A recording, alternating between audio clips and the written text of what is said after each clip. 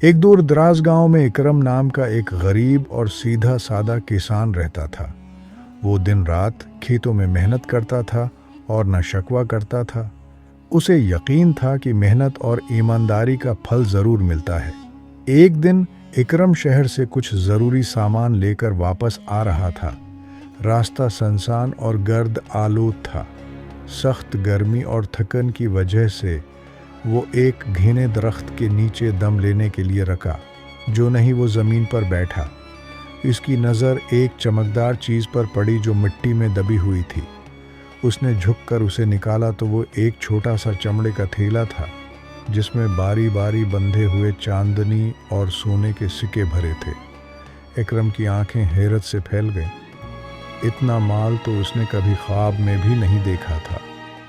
یہ سکے اس کی زندگی کی تمام پریشانیوں کو ختم کر سکتے تھے۔ وہ سوچنے لگا کہ اس تھیلے کو چھپا لے اور اپنے گاؤں چلا جائے، لیکن ایک پل کے لیے اسے اپنی والدہ کی نصیحت یاد آئی۔ اکرم بیٹا، دولت عارضی ہے مگر نیکی ہمیشہ رہتی ہے۔ حق کی کمائی میں سکون ہے اور نیکی کا پھل ہمیشہ شیریں ہوتا ہے۔ اس کے ضمیر نے فوراً اسے ملامت کی۔ یہ تھیلا کسی محتاج شخص کا ہوگا جو اسے ڈھونڈ رہا ہوگا۔ لالچ کو جھٹک کر اکرم نے فیصلہ کیا کہ وہ مالک کو تلاش کرے گا۔ وہ اس تھیلے کو لے کر قریبی قصبے کے چوک میں بیٹھ گیا۔ شام ڈھلتے ہی ایک بزرگ سیٹھ بے چینی کے عالم میں چوک میں آئے اور روتے ہوئے پوچھنے لگے کہ کیا کسی نے ان کی جمع پونجی کا تھیلا دیکھا ہے۔ اکرم نے احترام سے کھڑے ہو کر تھیلا سیٹھ کے ہاتھ میں دے دیا اور کہا، یہ لیجئے حضور، یہ تھیلا آپ کا ہے۔ سیٹھ نے جب اپنا سارا مال صحیح سلامت پایا تو ان کی خوشی کا ٹھکانہ نہ رہا۔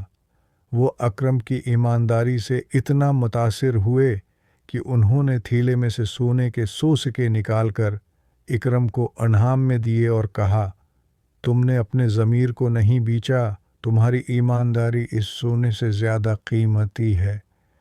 یہ لو نیکی کا پھل۔ اکرم خوشی خوشی گھر واپس لوٹا اور اس دن سے اس کی زندگی میں حقیقی سکون اور برکت آ گئی۔